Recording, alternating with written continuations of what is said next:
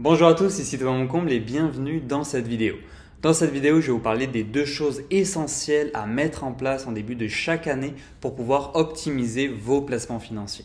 Vous savez, quand on investit, il y a une grande part d'incertitude. On ne peut pas contrôler les conditions économiques, les conditions de marché. Donc, ça va être très important de venir optimiser puis contrôler tout ce qu'on peut contrôler. Et c'est ça qui va venir faire la différence sur le long terme. Alors, la première chose à faire au début de chaque année, c'est de vous assurer de venir bien maximiser vos cotisations à vos différents types de comptes.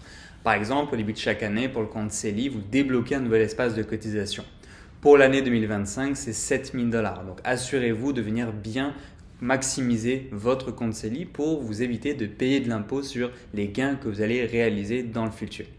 Également aussi, il ne faut pas oublier que toutes les cotisations non utilisées des années passées viennent s'accumuler. Donc, par exemple, si vous étiez éligible à un compte CELI au moment de sa création et que vous n'avez jamais cotisé à ce compte jusqu'à aujourd'hui, vous pouvez cotiser un maximum de 102 000 $ pour l'année 2025. Très important de venir maximiser ce compte-là. Admettons que vous avez de l'argent dans un compte non enregistré ou un compte épargne traditionnel et vous avez plein d'espaces de cotisation disponibles dans votre compte CELI, ça pourrait être intéressant de venir basculer cet argent dans un compte CELI pour justement éviter de payer de l'impôt sur les intérêts, les rendements que vous allez générer sur cet argent-là.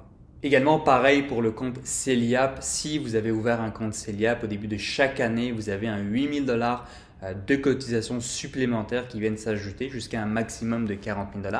Donc, si vous comptez acheter votre première propriété dans les prochaines années, ça peut être très intéressant de venir maximiser ce compte-là tous les ans.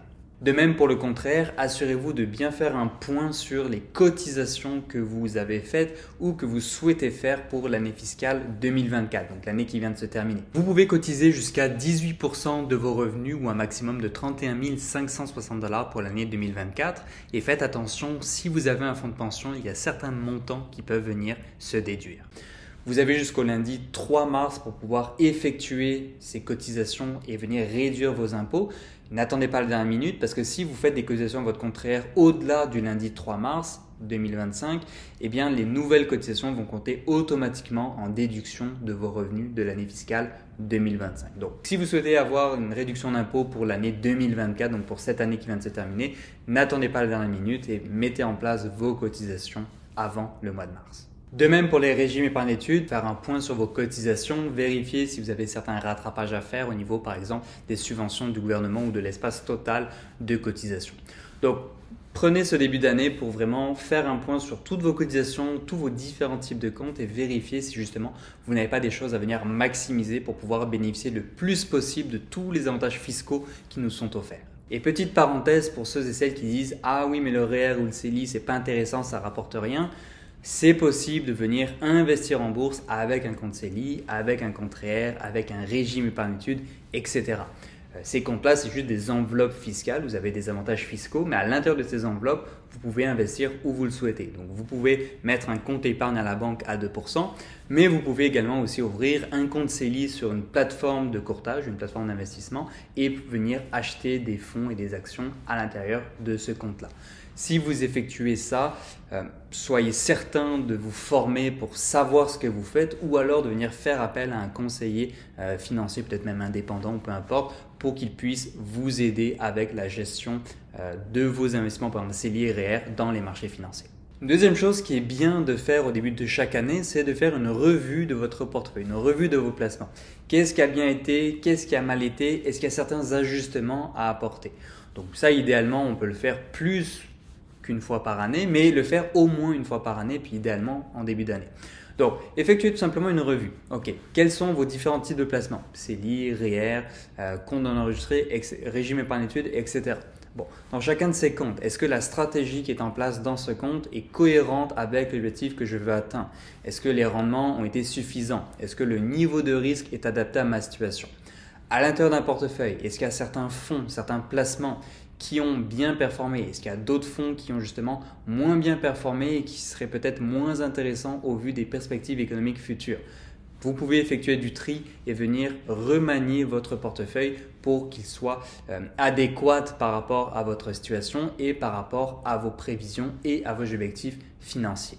Également, si la stratégie à l'intérieur du portefeuille est toujours cohérente et toujours bonne, vérifiez s'il n'y a pas eu un déséquilibre. Parce que peut-être que dans votre portefeuille, certaines positions ont davantage performé que d'autres et ce qui est venu déséquilibrer votre portefeuille. Donc à ce moment-là, vous pouvez tout simplement venir le rééquilibrer en vendant les positions qui ont bien performé et en venant racheter des positions qui ont un petit peu moins bien performé pour venir rééquilibrer le tout. Mais assurez-vous que la stratégie globale de votre portefeuille dans son intégralité soit toujours cohérente. Ça ne sert à rien de rééquilibrer un portefeuille dans des fonds qui ne sont plus adaptés à votre stratégie ou aux objectifs que vous souhaitez atteindre.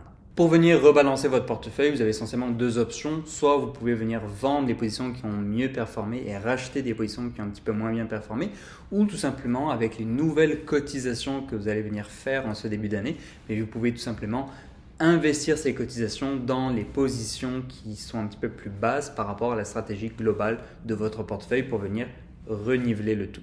Donc tout ce que je viens de vous dire s'applique aux placements que vous gérez par vous-même, mais c'est également valable pour les placements qui sont à la banque, qui sont gérés par la banque. Parce que parfois j'entends des personnes qui me disent « Ah oui, mais moi je commence à investir par moi-même sur Disney, etc. C'est super bien.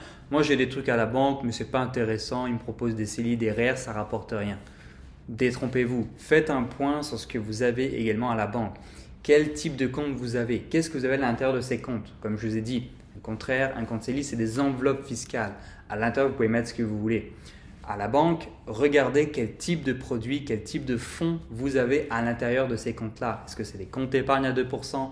Est-ce que c'est des CPG, certificat de placement garanti? Est-ce que c'est des fonds communs? Si c'est des fonds, est-ce que ces fonds sont performants? Est-ce qu'ils sont vraiment adaptés à vos objectifs? Est-ce qu'ils sont compétitifs par rapport à ce qui s'offre sur le marché? Quels sont les frais que vous payez? Donc ça, c'est plein de questions que vous devez également vous poser.